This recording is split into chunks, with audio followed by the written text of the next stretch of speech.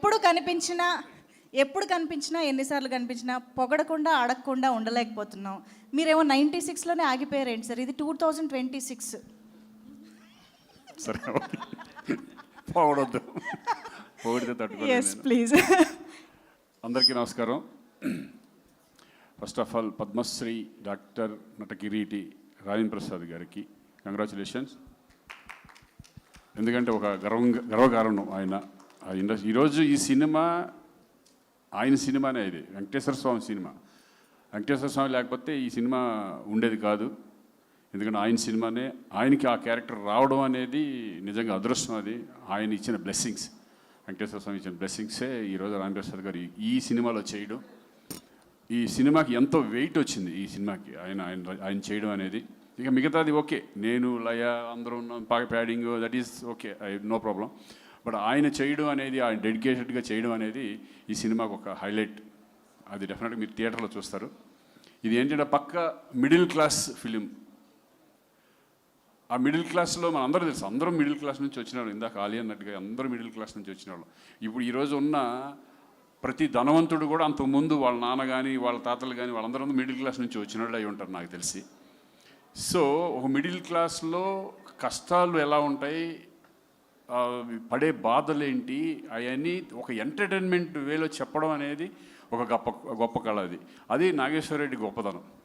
ఎందుకంటే ఇది సీరియస్గా చెప్తే కనుక దాన్ని ఇక్కడ కూడా కష్టాలు ఏంటారా బాబు అనే పద్ధతిలోకి వెళ్ళిపోతాం. బట్ ఇదేంటంటే ఒక ఎంటర్టైన్మెంట్ వేలో ఒక వెంకటేశ్వర స్వామిని, అంటే మనం ప్రతి ఒక్కళ్ళు లైఫ్లో కోరుకుంటాం. మన బాధలు వచ్చినప్పుడు ఎవరికి చెప్పుకుంటాం?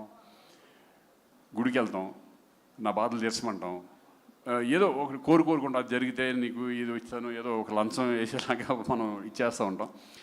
సో ఆ భగవంతుడు మా కోరికలు కూడా ఉలిక్కిపడి లెగిసిపోయే కోరికలు కూడా ఉంటాయి దీంట్లో. అటువంటి ఎంటర్టైన్మెంట్ వేలో వెళ్ళే సబ్జెక్టు నిజంగా నాకు రావడం ఈ టైంలో థ్యాంక్స్ టు నాగేశ్వరరెడ్డి. ఎందుకంటే ఆ కథ రాగానే నేను గుర్తుకు రావడం, జీకే గారు అండ్ చందు గారు ప్రొడ్యూసర్స్ శ్రీకాంత్తోనే చేద్దాం అనటం, నిజంగా ఈ సబ్జెక్ట్ రావడానికి కూడా నాకు చాలా లక్ ఈ టైంలో. ఎందుకంటే నేను ఈ టైప్ ఆఫ్ సినిమా చేస్తానో లేదని నాకు తెలియదు. అంటే అంతకుముందు చేసాను, చాలా సినిమాలు చేశాను కానీ, బట్ ఇప్పుడున్న టైంలో ఇటువంటి ఫిలిం నాకు చాలా కొత్తగా అనిపించింది. ఫస్ట్ ఒక 2 రోజులు, ఎన్ని రోజులు అయింది ఈ టైప్ ఆఫ్ సినిమా చేసి, ఈ డైలాగులు చెప్పి ఒక బాడీ లాంగ్వేజ్ కానీ ఇది కానీ అనేది చాలా ఎంజాయ్ చేశాను. ఈ సినిమా చేసినంతసేపు చాలా ఎంజాయ్ చేశాం. అది కాకుండా ఈ సినిమాలో ఉన్న ఆర్టిస్టులు ఎంతమంది, ఒకళ్ళు కాదు ఇది కాదు, ప్రతి ఒక్కళ్ళతో ఇదివరకు నేను స్క్రీన్ షేర్ చేసుకున్న సందర్భాలు ఉన్నాయి. బట్ అందరితో కలిపి మళ్ళీ ఈ సినిమాలో స్క్రీన్ షేర్ చేసుకోవడం, మళ్ళీ పాత రోజులు గుర్తు తెచ్చుకుంటూ, ఇక ఆలీ నేను ఎన్ని సినిమాలు ఎన్ని సంవత్సరాల అనుబంధం మా అందరికీ. అలాగే పృథ్వీ కానీ, రఘుబాబు, సునీల్, వీళ్ళందరూ కూడా, వెన్నెల కిషోర్, ఇటువంటి అంత ప్యాడింగ్ అనేది ఈ సినిమాకి చాలా చాలా చాలా హెల్ప్. ఈ సినిమా ప్రతి క్యారెక్టర్ కూడా. అలాగే నాగేశ్వరరెడ్డి దాంట్లో ఒక గొప్పతనం ఏంటంటే ప్రతి క్యారెక్టర్ను కూడా ఎలివేట్ అవుతుంది. బయటకు వచ్చిన తర్వాత ఆ సినిమాలో ఆ క్యారెక్టర్ హైలైట్ అవుతుంది. అలాగే ధనరాజ్ ఆ క్యారెక్టర్ ఫస్ట్ చూడంగానే నవ్వింది నేనే, నవ్వు వచ్చేసింది నాకు. ఆ డైలాగ్ చెప్పాలంటే ఆయన చూసి ఆయన పర్ఫార్మెన్స్ చూసి నాకు నవ్వు వచ్చేసేది, ఏంట్రా బాబు ఇది.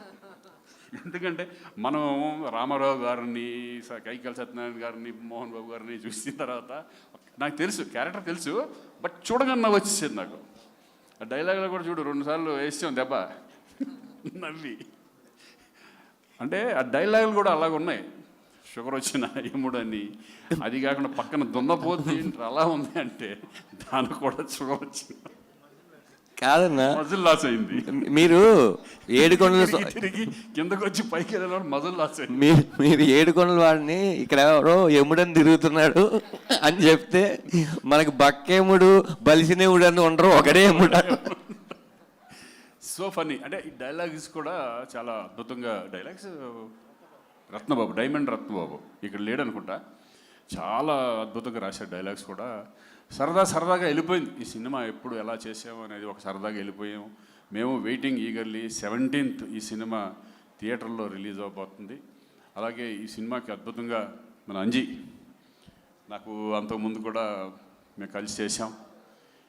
ఆయన దీంట్లో పడ్డ కష్టం. ఎందుకంటే ఒక డైరెక్టర్కి ఒక కెమెరామెన్కి అనుబంధం ఉంటే మంచి మంచి సినిమాలు వచ్చే అవకాశం ఉంటుంది. మంచి మంచి ఫ్రేమ్స్ కానీ మమ్మల్ని బాగా చూపించే విధానం. నేనే కొంచెం లావుగా ఉన్నాను అనుకో, అదే ఎందుకు నాకు అర్థం కాదు. పర్సనల్గా లావుగా ఉన్నాను. నేను అడిగా ఏంటి ఎక్కువ లావుగా ఉన్నట్టున్నాను అని. కానీ నిజంగా అది నాదే, అది ఏం కాదు. ఎందుకంటే ఆ టైంలో కొంచెం లావుగానే ఉన్నానులే. సో వెరీ హ్యాపీ అండి. ఇటువంటి ఫిలిం ఆదరిస్తారని ప్రేక్షకులందరూ, ఎందుకంటే చక్కగా ప్రతి ఒక్కళ్ళు కనెక్ట్ అవుతారు ఈ ఫిలింకి. మిస్టర్ మిడిల్ క్లాస్ అనే దానికి అందరూ కనెక్ట్ అయ్యే విధంగా ఈ ఫిలిం ఉండబోతుంది. అలాగే మా మ్యూజిక్ ఈరోజు నిజంగా చూస్తుంటే దడదడలాడిపోతుంది మొత్తం. రికార్డింగ్ సాయి కార్తీక్తో కూడా నేను పనిచేశాను. నా సినిమాలు కూడా చాలా చేశాడు. అలాగే అశోక్ కుమార్ గారు కానీ మా ఫ్రెండ్ అడి చిట్టిగడేడి అక్కడ ఉన్నాడా చిట్టి, వీళ్ళందరూ కూడా బ్రహ్మాండంగా అందరితో సరదాగా వెళ్ళిపోయింది. లయ లేదు ఈరోజు. నాకు మధ్యాహ్నం ఫోన్ చేసి అంటే రాలేకపోతున్నాను శ్రీకాంత్ గారు, నా తరపున కూడా మీరు చెప్పండి ఇట్లా ప్లీజ్ అని చెప్పేస్తే ఆవిడ కూడా ఈ సినిమాకి చాలా హెల్ప్. అంటే మీ ఇద్దరం చాలా స్వరాభిషేకం తర్వాత, అది నేషనల్ అవార్డ్ ఫిల్మ్, స్వరాభిషేకం తర్వాత మళ్ళీ కాంబినేషన్తో చేయడం లయ ఆఫ్టర్ కమ్ బ్యాక్ పర్ఫెక్ట్గా సూట్ అయింది. అందరి క్యారెక్టర్లు పర్ఫెక్ట్గా సూట్ అయినాయి. అలాగే మెయిన్ ఇంపార్టెంట్ ఏంటంటే ప్రొడ్యూసర్స్. ఈ సినిమా వాళ్ళు లేకపోతే 100% ఈ సినిమా జరిగేది కాదు, నాగేశ్వర రెడ్డికి వచ్చేది కాదు, నాకు వచ్చేది కాదు. 100% వాళ్ళ బ్యాకింగ్, వాళ్ళు ప్రోద్బలంతో ఈ సబ్జెక్ట్ మనం చేస్తున్నాం అనేది గట్టిగా ఉండటం. జీకే గారు, గంగుల కమలాకర్ గారు, అలాగే చందు గారు. ఆయన తిట్టుకున్నా పర్లేదు, నేను చెప్పాల్సిందే. కరీంనగర్ ఆయన అన్న కదా మరి, అంటే ఇంకొక గంగుల కమలాకర్లు ఉన్నారా? ఓహో ఆయన వేరా, సరే ఓకే. ఎనీవే జీకే గారు థ్యాంక్ యూ వెరీ మచ్. ఎందుకంటే మీ ప్యాషన్ మాకు తెలుసు. సినిమా మీద మీకు చాలా ఏ సీన్ ఎలా ఉండదు మీరే చెప్పేసేవాళ్ళు మాకు. సో ఇంకా మీ ప్రొడక్షన్ దగ్గర నుంచి చందు గారు ఇంకా మంచి మంచి సినిమాలు రావాలని నేను మనస్ఫూర్తిగా కోరుకుంటున్నాను. నాగేశ్వర రెడ్డి డెఫినెట్గా హోప్ మనం మళ్ళీ మంచి మంచి సినిమాలు చేద్దాం. ముందు మంచి ఎంటర్టైన్మెంట్ మూవీస్ తీసుకురా. డెఫినెట్గా ఆడియన్స్ మంచి సినిమాలు ఎప్పుడు కూడా నాకు నమ్మకం ఏంటంటే ప్రేక్షకులు ఆదరిస్తారు 100%. ఎంటర్టైన్మెంట్ మూవీస్ ఈ మధ్య బాగా తక్కువ ఉన్నాయి కాబట్టి అనిల్ రావుపూడి లాంటి మళ్ళీ ఒక F2లు, శంకర్ వరప్రసాద్లు ఈ టైప్లో ఆడియన్స్ ప్రూవ్ చేశారు. ఒక ఎంటర్టైన్మెంట్ మూవీ డెఫినెట్గా మళ్ళీ చూస్తారని నమ్మకం మా అందరికీ ఉంది. Thank you. జూలై 17th ప్రేక్షకులు అందరూ థియేటర్లో చూడాలి, దీన్ని ఆదరించాలని మనం కోరుకుంటున్నాను. Thank you very much.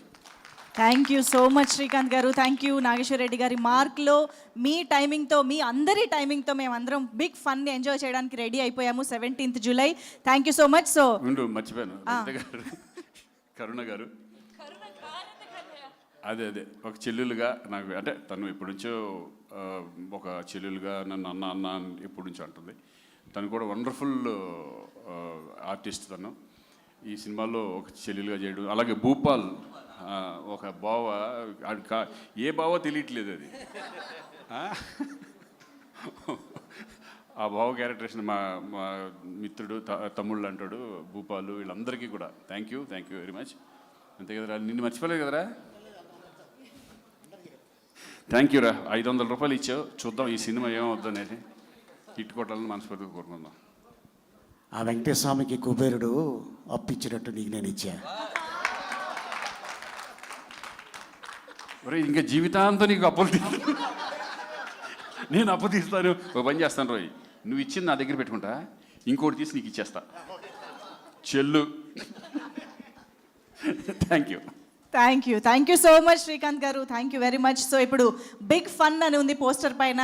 Cinema release తర్వాత బిగ్ హిట్గా మారి మళ్ళీ సెలబ్రేషన్స్ చేసుకోవాలి అని మనస్ఫూర్తిగా కోరుకుంటూ